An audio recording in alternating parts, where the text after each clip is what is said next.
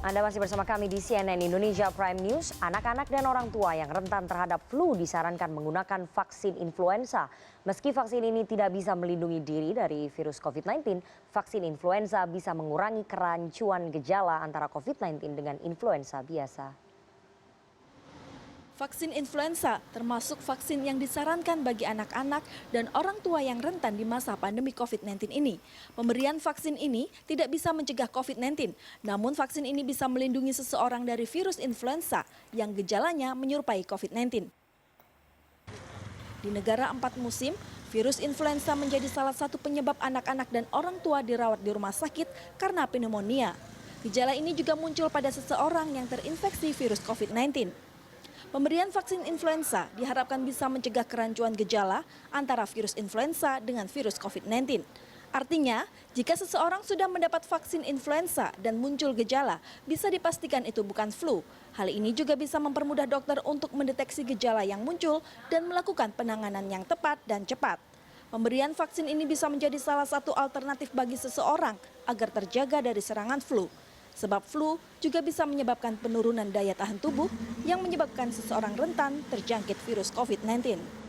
Jadi vaksin flu ini terutama penting buat anak-anak, khususnya yang memiliki kondisi kesehatan khusus, seperti anak-anak yang memiliki asma, anak dengan penyakit kanker keganasan yang mendapatkan kemoterapi yang menekan daya tahan tubuhnya, kemudian anak yang mendapatkan transfusi rutin pada thalassemia, atau anak-anak yang mengalami gagal ginjal dan harus mendapatkan hemodialisis atau cuci darah rutin, dan anak-anak ini mengalami risiko lebih tinggi untuk mengalami pneumonia akibat influenza virus, maka vaksin flu ini penting untuk diberikan. Sampai saat ini para ahli belum menemukan vaksin virus COVID-19. Ahli berharap pemberian vaksin seperti vaksin flu bisa mengurangi potensi yang gejalanya mirip dengan COVID-19. Jadi kita tahu bahwa kita dapat informasi bahwa seseorang yang terinfeksi COVID itu akan lebih fatal tatkala dia mempunyai penyakit-penyakit lain. Nah, oleh karena itu masyarakat dunia sekarang sedang memikirkan, karena bulan Mei sampai Agustus nanti adalah perubahan-perubahan yang terjadi di daerah subtropis. Jadi negara-negara yang mempunyai 4 musim. Nah, di situ biasanya terjadi endemis atau outbreak virus influenza ini. Oleh karena itu sebaiknya divaksin influenza untuk mengendalikan satu penyakit. Sehingga tatkala nanti misalkan seseorang terinfeksi oleh COVID, maka dia hanya menghadapi kendala COVID saja. Sementara influenza sudah terkendalikan. Meski vaksin influenza tidak mencegah COVID-19, pemberian vaksin influenza dibutuhkan oleh orang yang berisiko tinggi seperti lansia dan anak-anak. Ardia Putri, Andreas Wicaksono, Surabaya, Jawa Timur. Provinsi Jawa Timur dan kota Surabaya menjadi sorotan akibat tingginya kasus positif COVID-19. Kota Surabaya bahkan mendapat label zona hitam yang dikhawatirkan menimbulkan situasi darurat. Pemkot Surabaya dan Pemprov Jawa Timur didesak segera bertindak mengambil langkah cepat agar kurva penularan COVID-19 segera melandai. Dan untuk membahasnya kita sudah terhubung melalui sambungan Zoom dengan Laura Navika Yamani, ahli epidemiologi FKM UNER. Selamat malam Mbak Laura. Ya, selamat malam. Selamat malam Mbak Rifana. Selamat malam. Mbak, langsung saja ini Provinsi Jawa Timur menjadi provinsi kedua masih pada hari ini dengan kasus tertinggi setelah DKI Jakarta. Sementara kota Surabaya mencatat hampir 3.000 kasus sampai diberi label zona hitam. Tapi menurut Pemkot bukan zona hitam, tapi merah agak pekat begitu. Baru pertama terjadi setelah pandemi 3 bulan masuk ke tanah air. Apa artinya zona hitam atau merah pekat ini? Apakah memang situasinya sangat darurat Mbak di sana di Surabaya ini? Iya, jadi terima kasih Mbak Rifana gitu. Memang sesuai apa yang dinyatakan oleh Pemprov gitu ya. Jadi Surabaya itu bukan menjadi zona hitam gitu ya, tapi memang zona merah pekat. Karena memang kalau kita melihat dari degradasi warnanya gitu kan, itu disesuaikan dengan kasus. Ketika kasusnya di antara 2.000 sampai 5.000 itu maka menunjukkan warna menjadi merah pekat seperti itu. Kemudian kenapa kok kasus di Surabaya itu menjadi banyak? Memang saat ini pemerintah provinsi dan pemerintah kota itu sedang gencar menjalankan pemeriksaan. Oke. Seperti itu. Oke. Artinya pemeriksaannya baru dilaksanakan sekarang setelah kasusnya melonjak, padahal kan ini PSBB-nya sudah dari tanggal 28 April, kasusnya yang sudah masuk juga sudah terjadi kemarin-kemarin begitu Mbak. Kenapa kemudian baru terlihat sekarang? Iya, jadi memang kan setelah ditemukan beberapa klaster Mbak. Jadi ada beberapa klaster di Surabaya, kemudian dari Pemkot Surabaya itu dibantu oleh BIN untuk penyediaan dari mobile lab gitu kan. Kemudian dari Pemprov Jawa Timur itu diberikan juga mobile PCR, jadi mobil laboratorium PCR. Nah ini sangat membantu Mbak. Jadi memang kan beberapa laboratorium itu di Surabaya juga kolaps. Jadi contohnya yang ada di ITD gitu kan. Karena memang beberapa staf di sana itu kan ternyata terkonfirmasi positif. Jadi untuk sementara kan ditutup di ITD itu, sehingga pemeriksaannya itu menjadi berkurang. Dan dengan bantuan yang diberikan oleh BIN dan BNPB itu sangat membantu untuk proses pemeriksaan yang ada di Surabaya. Oke, salah satu lab yang tadi Anda sebutkan ITD UNER itu mengalami kolaps begitu karena banyak stafnya yang ternyata terkonfirmasi positif. Apakah artinya protokol pencegahan gagal dilakukan oleh Pemkot Surabaya? Kemudian selain faktor-faktor tadi ada klaster-klaster, banyak-banyak klaster begitu, ada klaster rumah sakit, kemudian ada beberapa klaster lainnya yang terjadi di Surabaya. Itu menjadi penyebab Mbak keterlambatan pencegahan ini? Ya, ini menjadi warning ya mungkin untuk pemerintah Kota Surabaya khususnya gitu kan. Jadi penerapan protokol kesehatan itu mungkin perlu diperketat di setiap instansi gitu ya. Jadi sekarang itu ada kasus juga baru yang dari PDAM, jadi karyawan PDAM itu ditemukan positif dan meninggal. Nah kemudian juga dilakukan proses pemeriksaan secara masif di klaster dari PDAM tersebut. Oke, artinya semakin banyak klaster yang terlihat di Surabaya begitu ya. Tapi apakah kemudian dengan sebegitu banyak klaster di Surabaya ini berpengaruh Mbak pada wilayah Jawa Timur lainnya? Karena kita tahu ini salah satu dari 102 kabupaten kota di seluruh Indonesia yang dinyatakan sebagai zona hijau, itu salah satunya adalah Malang Raya dan beberapa daerah lainnya begitu. Nah ini kan mereka sudah menerapkan new normal. Apakah ini kemudian akan berpengaruh Mbak ke daerah-daerah lain di Jawa Timur? Salah satunya adalah Malang Raya yang sudah masuk new normal. Ya, asal ini Mbak, metode untuk yang 3T dan I itu dilakukan secara masif gitu. Jadi untuk menanggulangi dan mengantisipasi penyebaran kasus yang meluas, ketika ada penemuan kasus, kemudian melakukan tracing, kemudian isolasi dan melakukan treatment, itu kan diharapkan bisa memutus rantai penyebaran COVID-19. Oke, Mbak Laura, kalau kita lihat sebetulnya PSBB-nya di Surabaya itu kan sudah berlangsung dari tanggal 28 April. Tapi Anda sebagai epidemiolog, apakah kemudian melihat PSBB yang dilakukan oleh Pemkot dan juga Pemprov ini tidak berhasil dijalankan di sana? Ya, saya rasa ini tergantung dari kepatuhan masyarakatnya gitu ya. Jadi jangan sampai PSBB ini kan dilakukan berjilid-jilid gitu ya. Harapannya memang akan berhenti pada jilid ketiga gitu kan. Tetapi untuk antisipasinya memang pemerintah Kota Surabaya itu melakukan pemeriksaan secara masif untuk menemukan kasus seperti itu.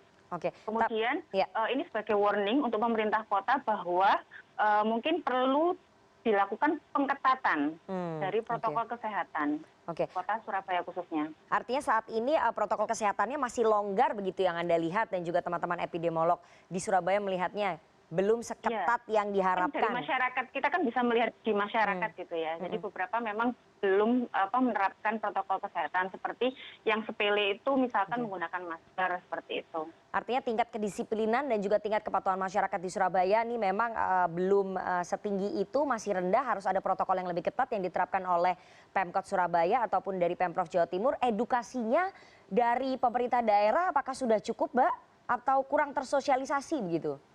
Saya rasa edukasi sudah cukup ya Mbak ya, tapi memang kan ini tergantung dari masyarakatnya gitu ya. Jadi memang dibutuhkan peran aktif dari masyarakat. Jadi mungkin sedikit agak lebih gencar lagi melakukan edukasi. Walaupun saya rasa sudah sangat banyak untuk edukasi dan sosialisasi yang dilakukan di Surabaya. Oke, Mbak, kita akan lanjutkan perbincangan kita nanti usai jeda. CNN Indonesia Prime News segera kembali sesaat lagi.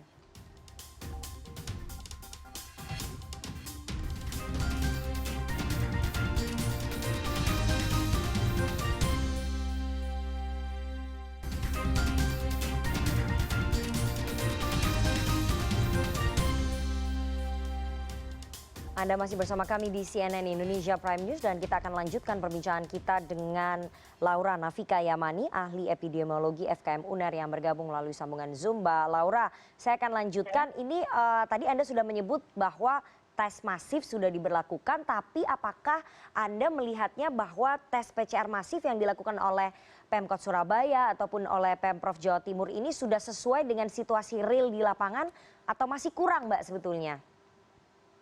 Iya, jadi memang pemeriksaan secara masif ini dikhususkan untuk kelompok-kelompok yang OTG, Mbak. Oke. Jadi ada kontak erat dengan kasus positif, kemudian tidak menunjukkan gejala. Jadi beberapa pemeriksaan itu dilakukan di beberapa klaster gitu ya. Jadi setelah ditemukan kasus positif, kemudian dilakukan pemeriksaan secara masif pada daerah di mana ditemukan kasus positif dan bahkan kasus positif itu sampai meninggal. Kemudian juga dilakukan pemeriksaan secara masif. Oke, Mbak Laura, selain tadi Anda katakan bahwa labnya itu kurang untuk mengetes begitu, apa saja sebetulnya kendala-kendalanya yang dihadapi oleh Pemkot Surabaya dan juga oleh Pemprov Jawa Timur kalau dari sisi epidemiologi begitu? Ya, jadi saya sangat mengapresiasi gitu ya apa yang diusahakan oleh pemerintah Provinsi Jawa Timur, kemudian juga pemerintah Kota Surabaya, karena memang sudah berusaha untuk menyediakan pemeriksaan PCR terutama secara maksimal gitu ya. Kemudian juga yang kedua itu penyediaan tentang rumah sakit lapangan gitu ya. Jadi untuk tempat isolasi dari orang-orang yang OTG gitu. Karena memang selama sebelum ada rumah sakit lapangan ini, itu kebanyakan kan yang OTG itu melakukan isolasi secara mandiri. Nah, itu kan sangat riskan ketika seseorang yang dengan OTG, dengan status OTG, kemudian tidak menjalankan protokol kesehatan, itu bisa menjadi sumber penularan di daerahnya sendiri gitu kan. Oke, Mbak Laura, tadi Anda mengatakan bahwa orang OTG-nya ini kemudian harus diisolasi di tempat yang sudah disediakan begitu. Tapi tracingnya bagaimana? Apakah kemudian tracing ataupun pelacakan kontak yang dilakukan oleh Pemkot Surabaya dan juga Pemprov Jawa Timur ini sudah bisa mendeteksi OTG-OTG ini dan ODP, ODP, PDP atau memang tracingnya tidak berjalan maksimal gitu? Ya, saya rasa sudah ya Mbak ya. Jadi ketika ditemukan kasus positif, kemudian ada kasus meninggal gitu kan, karena terkonfirmasi positif. Nah, setelah itu dilakukan proses pemeriksaan pada klaster itu gitu ya. Jadi siapa saja yang kontak erat dengan kasus positif atau kasus meninggal yang terkonfirmasi positif, itu dilakukan pemeriksaan secara masif. Oke, tapi klaster-klasternya itu kenapa kemudian bisa begitu banyak, Mbak, di Surabaya ataupun di wilayah Jawa Timur gitu? Apa sebetulnya penyebabnya sehingga klaster-klaster itu tadi Anda katakan bahwa ada klaster PDAM, kemudian ada klaster di rumah sakit begitu. Artinya kenapa bisa timbul klaster sebegitu banyak gitu? Artinya kan interaksi manusia tidak dibatasi, intervensinya itu kurang begitu dilakukan oleh pemerintah. Ya, artinya kan penyebaran COVID-19 ini kan masih terjadi. Jadi bisa ada dua faktor. Artinya yang pertama adalah orang yang terinfeksi ini masih bebas beraktivitas gitu kan. Kemudian tidak melakukan isolasi mandiri. Yang kedua, orang yang di sekitaran kasus positif itu tidak menerapkan protokol kesehatan secara benar seperti itu, Mbak. Tapi kan kita tidak bisa melakukan identifikasi ke arah sana gitu kan. Yang bisa dilakukan adalah ya melakukan edukasi atau sosialisasi tetap secara gencar gitu kan, agar masyarakat Surabaya itu bisa patuh terhadap protokol kesehatan. Pengawasannya yang dilakukan oleh Pemkot dan juga Pemprov sudah bisa maksimal, Mbak, menurut Anda atau memang masih lengah gitu sehingga orang-orang yang OTG bisa berkeliaran seperti yang tadi Anda katakan? Iya, iya. Ini kan sebelum yang ada penyediaan isolasi ya di rumah sakit lapangan itu kan. Jadi memang keterbatasan itu ketika belum ada fasilitas itu. Jadi beberapa OTG itu kan melakukan isolasi secara mandiri di rumah gitu kan. Nah, takutnya ada beberapa klaster juga yang ditemukan itu dalam satu keluarga, Mbak. Oke. Jadi bisa jadi kan penularannya antara anggota keluarga satu dengan yang lain seperti itu. Oke, fasilitas kesehatan di lapangan untuk OTG memang baru disiapkan. Bagaimana dengan fasilitas medis lainnya? Apakah kemudian Anda lihat di Pemkot Surabaya dan juga di Pemprov Jawa Timur kesiapannya itu sudah bisa untuk menampung lonjakan kasus yang terus-menerus terjadi, Mbak? Iya, jadi sempat beberapa rumah sakit yang ada di Surabaya itu overload. Oke. Jadi tidak bisa menerima pasien gitu kan. Kemudian diarahkan ke rumah sakit di luar Surabaya seperti Oke. itu. Tetapi kita lihat perkembangannya bahwa pasien yang sudah sembuh di Surabaya kan sekarang cukup meningkat. Gitu ya. Jadi memang untuk dapat dikatakan sembuh itu kan harus ada pembuktian pemeriksaan PCR 2 kali kan Mbak minimal. Nah, kemarin sebelum ada bantuan untuk pemeriksaan dari BNPB dan BIN, itu kan kesulitannya adalah melakukan pemeriksaan PCR gitu kan. Sehingga pasien ini kan masih terisolasi, kemudian masih dirawat di rumah sakit. Dan itu membuat overload kapasitas yang ada di rumah sakit dan tempat-tempat isolasi. Kalau sekarang bagaimana Mbak? Apakah kemudian sudah berhasil ditangani atau memang masih ya overload begitu? Kedepannya akan sulit bagi Pemkot Surabaya dan juga Pemprov Iya. untuk menghadapi Saya ini. sudah cukup bagus Mbak. Jadi dengan adanya rumah sakit lapangan yang di Jalan Indrapura itu kan, itu bisa memuat banyak pasien OTG atau ODP gitu ya dengan gejala ringan. Ada yang mengkritik itu penanganannya hanya dipusatkan di kota Surabaya, sementara kan banyak kasus-kasus ataupun klaster-klaster di kota Surabaya dan juga wilayah Jawa Timur lainnya. Ada yang mengkritik ataupun menyarankan sebaiknya penanganan bukan hanya di satu titik saja, di satu kota, di pusat kota saja begitu Mbak? Iya. Dengan bantuan mobile laboratorium ini kan akhirnya bisa mencapai ke beberapa daerah Mbak. Jadi tidak hanya di Surabaya aja, tidak terpusat di Surabaya aja. Oke, terakhir Mbak Laura, saran Anda apa supaya kurva penyebaran COVID-19 di kota Surabaya dan di wilayah Jawa Timur lainnya ini segera melandai, segera menurun Mbak? Apa sarannya Mbak dari sisi epidemi? Iya, jadi saya rasa ini butuh kerja yang secara sinergis ya antara pemerintah provinsi, kemudian pemerintah kota Surabaya, kemudian juga masyarakat gitu ya. Jadi kuncinya juga di masyarakat sebetulnya. Jadi pergerakan masyarakat itu kan yang menyebabkan penyebaran dari virus gitu kan. Tetapi pergerakan ini bisa dibatasi penyebaran dari virus ketika masyarakatnya itu menerapkan protokol kesehatan secara ketat seperti itu. Oke, jadi tingkat kesadaran masyarakat juga harus ditingkatkan begitu ya, sehingga tidak hanya bergantung pada langkah dan juga strategi dari pemerintah kota ataupun pemerintah provinsi Jawa Timur, dan semoga kurvanya segera melandai di Surabaya dan juga di Jawa Timur. Terima kasih sekali Mbak Laura Nafika Yamani, ahli epidemiologi FKM UNER, atas waktunya kepada CNN Indonesia Prime News malam hari ini. Masyarakat dunia ikut turun ke jalan dalam aksi solidaritas mengenang kematian George Floyd. Prime News segera kembali usai jeda.